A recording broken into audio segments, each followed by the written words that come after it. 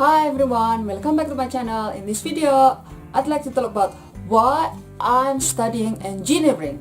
Okay, let's start. Okay, I have always wanted to be an engineer, just like the first Indonesian president, who was a civil engineer. Other than that, I work in engineering companies most of my life.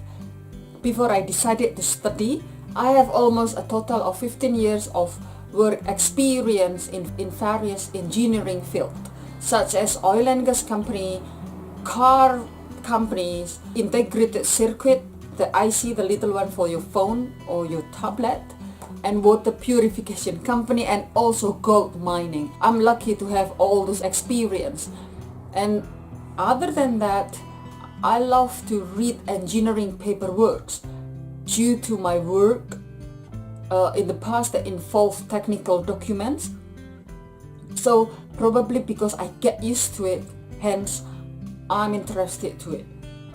Is it hard for me to go back to study after working for many years?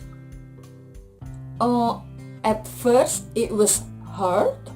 However, since I have always wanted to be an engineer and also to have a bachelor degree, at least I have a bachelor degree, it makes my study easier. Other than that, I enjoy meeting people, and also I enjoy most of my modules that I study. Why aerospace engineering? Because I have many years of experience in oil and gas company, hence I want to have a change somehow. Hence aerospace engineering seems a totally different area or different field. However, engineering is a transferable skill, so if I want to go back to oil and gas field, I might have to work on the wind power in oil field project, if there is any.